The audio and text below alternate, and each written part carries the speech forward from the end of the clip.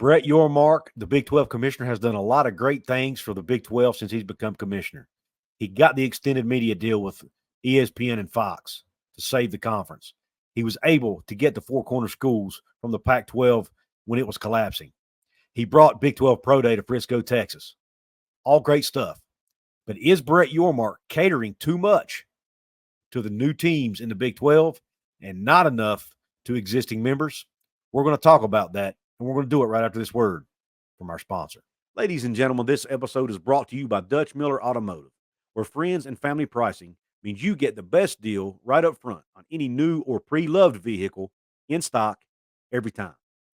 With brands like Chevrolet, Chrysler, Dodge, Jeep, Ram, Kia, Hyundai, Ford, GMC, Buick, and Subaru, the Dutch Miller Automotive family is always growing and ready to put you in the car or truck you've been searching for.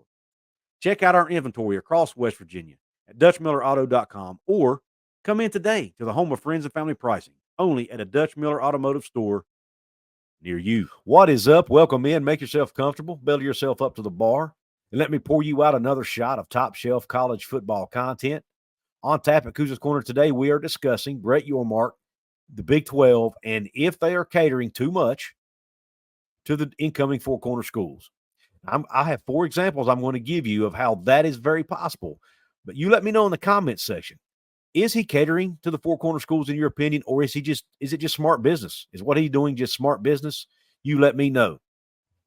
But the first example I want to talk about is the fact that, and this is something I just found out a few weeks ago, but a writer who does a lot of writing about conference realignment, the business of college football, things like that, Mr. Bill Farley, he wrote a piece about the deals with the Big 12 made by Colorado and Utah. He's also talked about Arizona State, but in this video, we're focusing on Colorado and Utah. The first example of the Big 12 catering to one of the Four Corner schools is the fact they gave Colorado a $2.5 million signing bonus for joining the Big 12.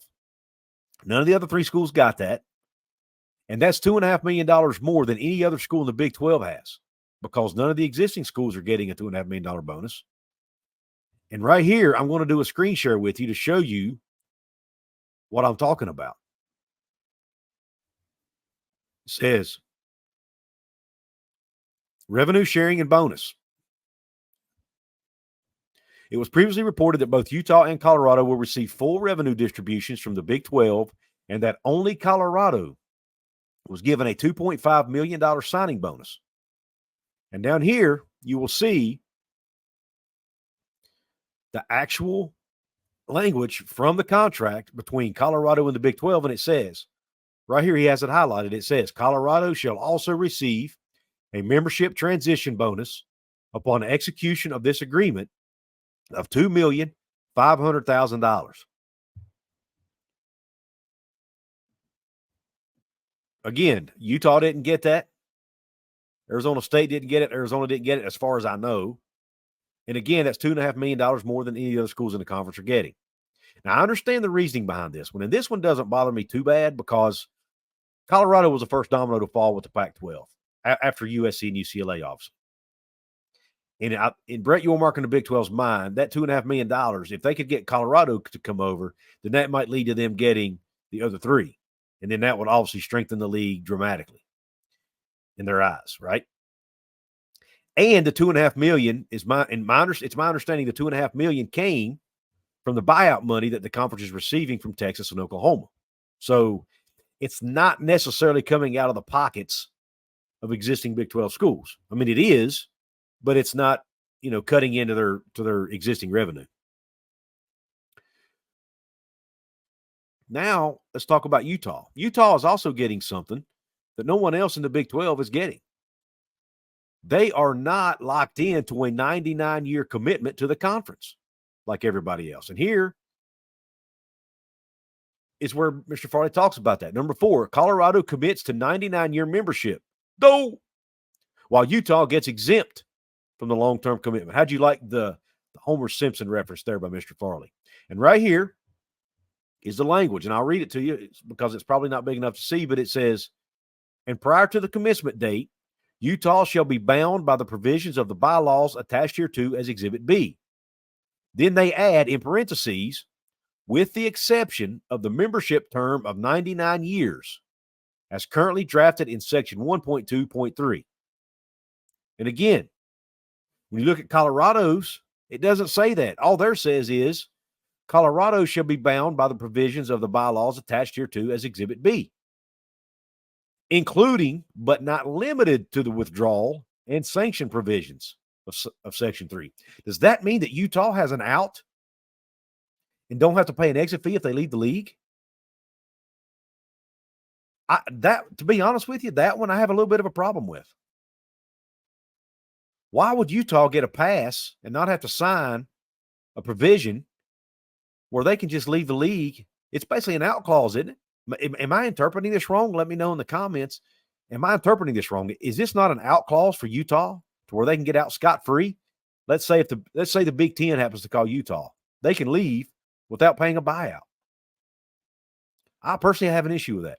And look, Utah fans, you can come at me. I know you probably will because I've had my share of arguments with Utah fans on social media, along with every other Big 12 fan probably out there. But I'm okay with that because I have no doubt Utah's a valuable brand, and I wanted them in the conference to strengthen the conference. They're a very valuable brand. But are they valuable enough to not have to pay a buyout and not have to sign that 99-year commitment like everybody else? That one kind of rubs me the wrong way. I'm not going to lie. Okay. Now, let's talk about the next example of something that the Big 12 and Brett Yormark could be doing that shows that they might be acquiescing to the Western schools. And that is moving media days to Vegas. Now, I have nothing against Vegas. Vegas happens to be my favorite city to visit. I love it. And I'm going to try my best to make it to this year's media day events if I can get credentialed and I can fit it into my schedule and I can afford it.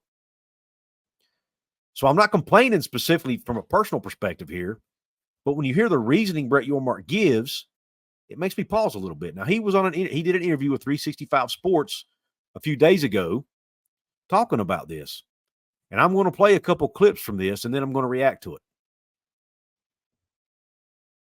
Displaced, not because we can't come here to Frisco, and because this could be a good option, but unfortunately, what we've become accustomed to at AT&T isn't available to us, which is all good. We love AT&T. We love the Dallas Cowboys. They've been great partners. So it's given us an opportunity to say, okay, now that we have expanded our footprint, are there other places we can take, Media Day to, which is one of our tentpole events? And the Four Corners suggested Vegas.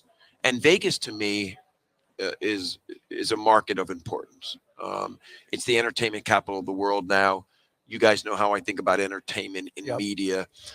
So I think it's a natural fit for us, given where we're taking the conference and the brand. So doing it there next summer at Allegiant, gives us a big stage. And it's, closer to the footprint that we're getting into with the Four Corners schools. So we're excited about it. And all right, there's the first time Brett Yormark mentions this in this interview. Now I'm going to go on and play you another clip where he mentions it again. You heard him say there, it's getting us closer to our new footprint. And in a nutshell, he said, helping out the Four Corner schools because they recommended it. Okay.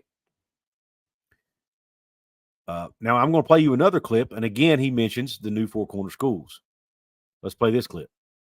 The ADs and a board that's affording me the opportunity to be me and for us to kind of broaden our horizons a little bit. And a couple of years ago, I'm not even sure the Big 12 would have even contemplated going to Vegas.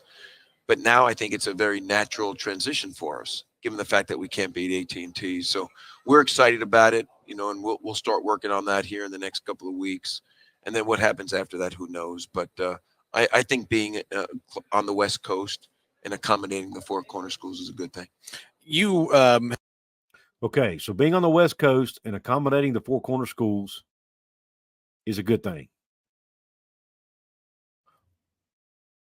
Why?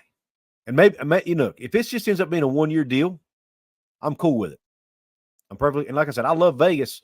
And heck, honestly, from a personal perspective, I have no reason doing it there every year, as long as I can make the trip. But the problem is, when you look at this holistically, it's a lot further to travel for the schools in Texas, Kansas, Iowa State, Oklahoma. There's schools in Oklahoma. It's further for them, and it's a lot further for me in West Virginia to travel as well. But it's not that big a deal to me necessarily, because I'm going to have to fly anyway, regardless whether it's in Dallas or Vegas, right? But even looking at the legacy members outside of West Virginia, the ones that have been there even longer, like the Texas schools, he even mentioned there he could have had it in Frisco. Yes, I understand Dallas was no longer available, so they did have to move it somewhere. That part I understand. But he specifically said they went to Vegas because that's what the Four Corner schools asked for. So again, it makes it sound like he's acquiescing to them and saying screw everybody else. Right? Now, I'm sure the other people had to vote on it and accept it, but, they're probably trying to be good, conference mates, not want to upset the apple cart too much.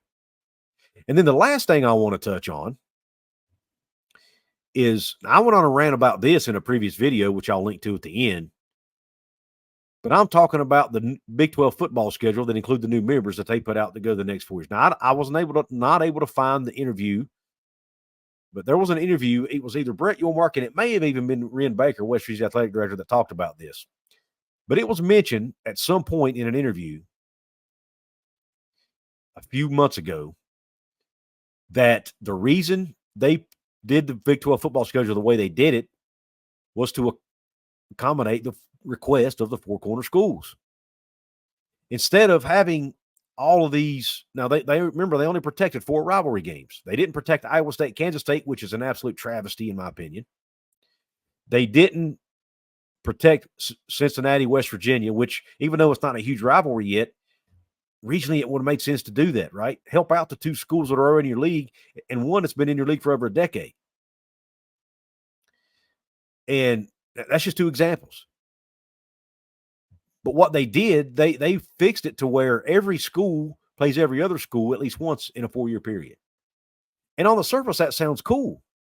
But the reason they did it was to accommodate the request of the Four Corner schools, because that's what they wanted.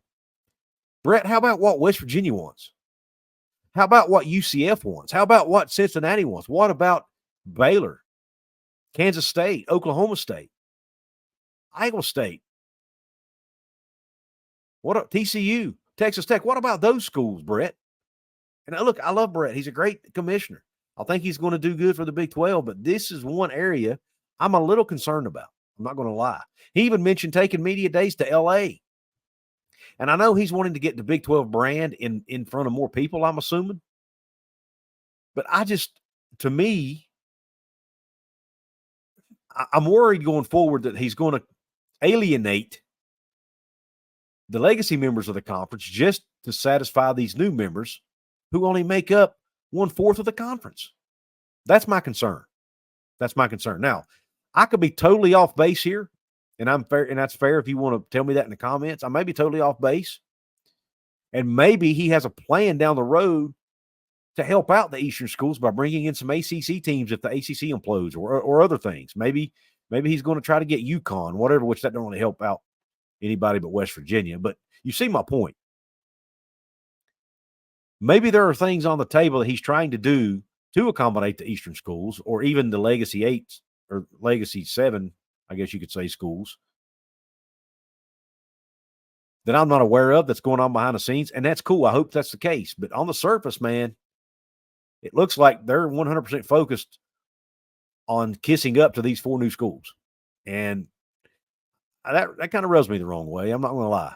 And it does concern me a little bit that the conference might be too focused on that and not focused enough on the conference as a whole. But what do you think? Let me know in the comments. Want to give a shout out real quick to my 4 VIP members of this episode: Jeremy Croy, Kenny Evans, Vernon Sheldon Witter, and Sasquatch 304, 4 longtime loyal members here. If you want to become a paid VIP member, all you have to do is hit the join button below. If you don't see a join button, go to my channel page, and there is a link to that in the description box. You'll see my profile picture there on my homepage. There's a join button right beside it. Hit that button. It shows you the 2 levels that are available, club level and pub level. Shows you the perks that are available, and you can hit join again. Bada bing, bada boom, you're in. It's a very easy way to support what I do here, support my work here, help me keep the lights on, and you get perks like early access to videos, merch discounts, special recognition during live streams and even videos, comments, things like that. And lately, I'm starting to put out more members-only content, at least for a couple of weeks. So if you want access to that content, you need to make sure you become a paid VIP member. I'm going to be doing a lot more of that content going forward. And also, make sure you hit that notification bell and that your notifications on your device are on. Because if your notifications aren't on, hitting the bell doesn't do you any good. Also, the video I mentioned earlier, where I went on a rant about the Big 12 schedule, you can check that out here. In the meantime, have a top shelf day and cue country roads.